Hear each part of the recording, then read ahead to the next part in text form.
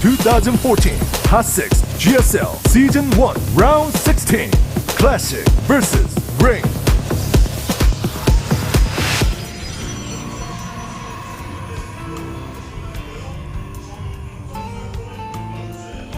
Okay, no proxies or anything like that so far. Yeah, standard. If it was to be a proxy, it'd be some kind of tech proxy, not a gate proxy. Right, like we saw last game.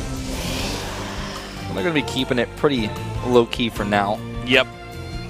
Nothing suspicious about their movements. A little bit of a faster gate, on the other hand. A 10 gate goes down for Classic, so... Or rather, excuse me, for Rain. This is a good map for doing this type of aggression. We've seen him actually win games with this before. We know so much of PvP is about teching up. Even if you're going to do some kind of rush, it's tech in a hurry to get there. That, you know, a quick Zealot coming out here.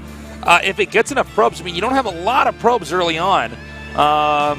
He might be able to get some kills here. And if you cut some units or you get your Mothership Core a little bit late, if you're in Classic's position, if he just does a 3-gateway timing attack and warps in units, you can kill him. You know, we saw in a previous round of Code S with 3 Stalkers like being warped in around the Protoss enemy units to the south. We saw this same build on this very map just in the previous round. And it's quite effective if not scouted. And so far Classic has been playing blind. He's not scouting here.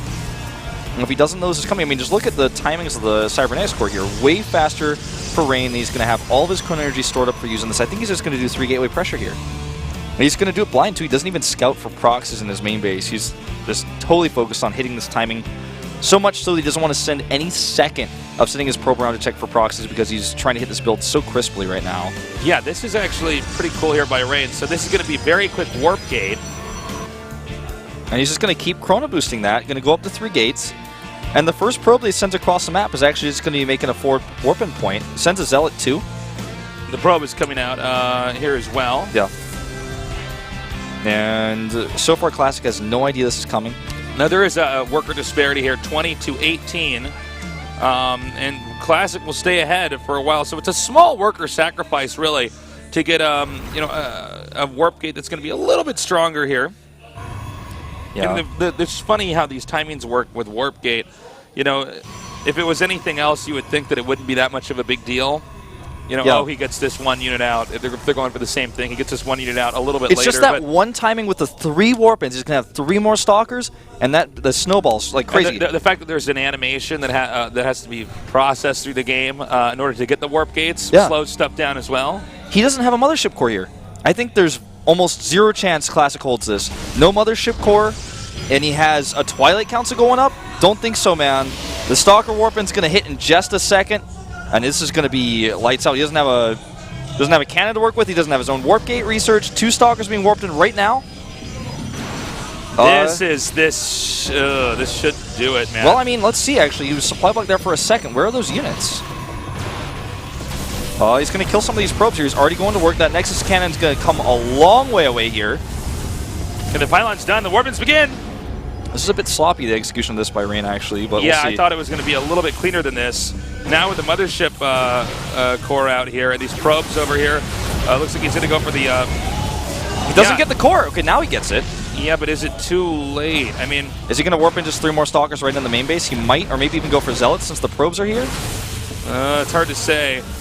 Here he goes for Stalkers. The pylon, will it go down? No, not fast. Oh, I take it back. He does get the pylon, forcing the warping on the low ground. But still, with all these probes not mining, and he's lost too much momentum here. And he has no Mothership core. I think that's going to be it. No Mama-ship. This is basically a build over loss here. And then he's going to get the pylon here.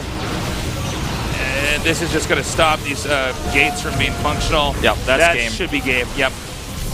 That's going to be it. Probes fighting Zealots and trying to fight against kiting Stalkers. Worker count in favor of Rain, but more importantly, he's got twice the army.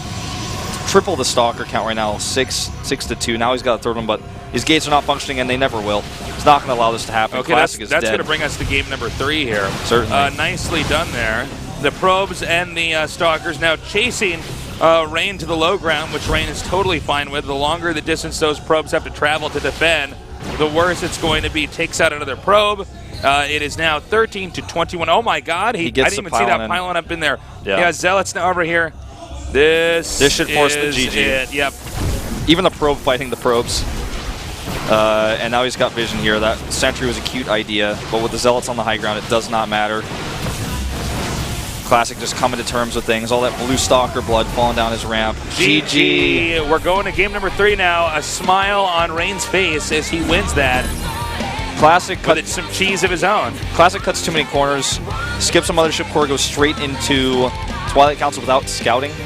And on this map, because the rush is just so short, you get that forward warping point. Even with the somewhat late timing there for Rain, he still just crushes him. I think had he gotten that Mothership Core back there, maybe. You know, the problem is you're trying to chase him down the ramp, right?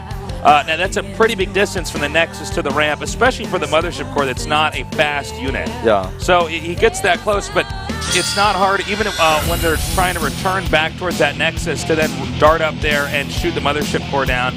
I don't think Classic did a bad job holding that, but Rain just had a very strong build against a teching Classic who was not prepared for that to be thrown at him. By the way, there are so many different cheeses PvP. Yeah, there's so many different ones, man. There's so many.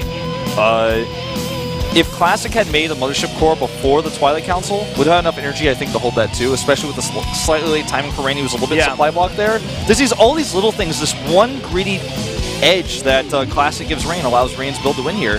Now, Classic's final map pick for this winner's match will be Polar Night, a map where we also see a lot of cheeses, a lot of proxy locations on this map. Anything could happen here. Anything could happen. One of these two players after this game is in the round of 8 and that much closer to being a GSL champion. I honestly have no idea between these two who wins. I want to give an edge to Classic, just a little bit. Because of the map choice? Yeah, map choice, plus he seems to be playing the more standard play in this series. Well, we'll see if he does that here. This is a map that definitely does reward cheese. Now going into our game, Classic versus Rain here at GOMTV.